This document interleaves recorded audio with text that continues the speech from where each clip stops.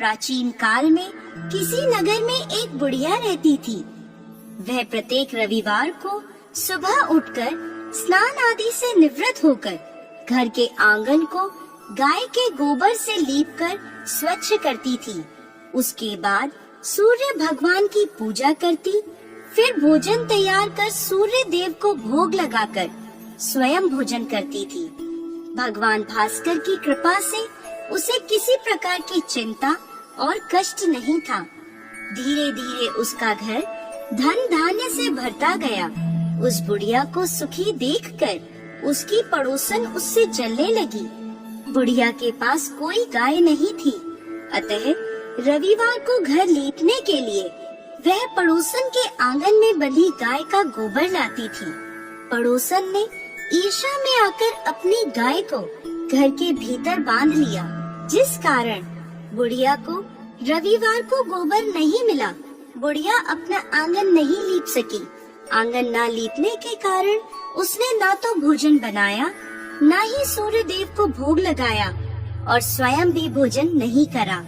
सूर्यास्त होने पर भूखी प्यासी सो गई। इस प्रकार उसने निराहार व्रत करा।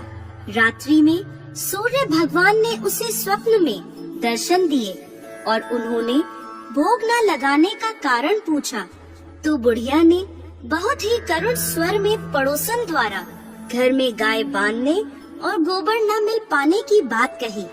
सूर्य देव ने अपने भक्त की परेशानी का कारण जानकर उसकी परेशानी दूर करते हुए कहा, माता, मैं आपकी भक्ति से प्रसन्न हूँ।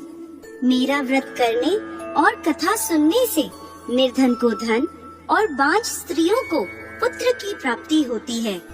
इसलिए मैं आपको एक ऐसी गाय देता हूँ जो सभी इच्छाएं पूर्ण करती है। स्वप्न में बुढ़िया को ऐसा वरदान देकर भगवान सूर्य अंतर ध्यान हो गए। प्रातः काल सूर्योदय से पूर्व उस बुढ़िया की आँख खुली तो अपने घर के आंगन में एक सुंदर गाय को देखकर वह हैरान हो गई।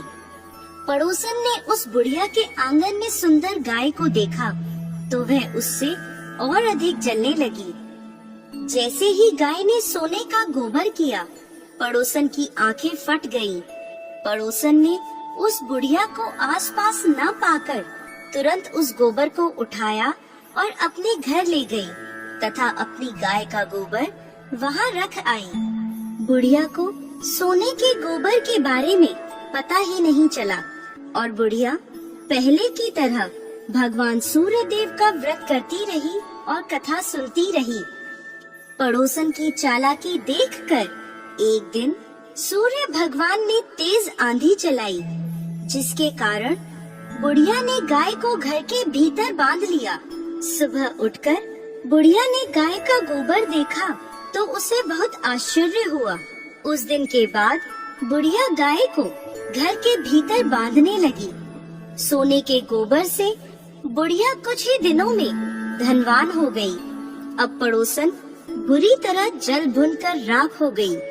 जब उसे सोने का गोबर पाने का कोई उपाय नहीं सूझा तो वह राजा के दरबार में पहुंची और राजा को सारी बात बताई।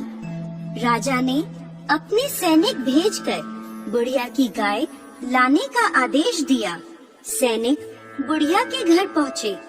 उस समय बुढ़िया सूर्य भगवान को भोग लगाकर स्वयं भोजन ग्रहण करने वाली थी। राजा के सैनिकों ने गाय को खोला और अपने साथ महल की ओर ले चले। बुढ़िया ने सैनिकों से गाय न ले जाने की प्रार्थना की। बहुत रोई चिल्लाई, लेकिन राजा के सैनिक नहीं माने। गाय के चले जाने से बुढ़िया को बहुत दुख हुआ। उस दिन उसने कुछ नहीं खाया और सूर्य भगवान से गाय को पुनः प्राप्त करने की प्रार्थना करने लगी। दूसरी ओर राजा गाय को देखकर बहुत खुश हुआ और सैनिकों से बोला, इस सोने का गोबर करने वाली गाय को गौशाला की जगह मेरे कक्ष में बांधा जाए। सुबह जैसे ही राजा उठा, सारा महल गोबर और बदबू से भरा देखकर राजा घबरा गया। उसने सैनिकों से गंदगी साफ करने को कहा परंतु गोबर साफ ही नहीं हो रहा था। जितना साफ करते वह उतना ही फैल जाता। यह देखकर राजा क्रोधित हुआ और उसने पड़ोसन को राजमहल में बुलवाया और उसे दंडित किया। इसके बाद राजा ने तुरंत बुढ़िया को महल में बुलवाया और उससे क्षमा मांगते हुए सम्मान सहित गाय लौटा दी। तत्पश्चात राजा के महल से सारी गंदगी दूर हो गई।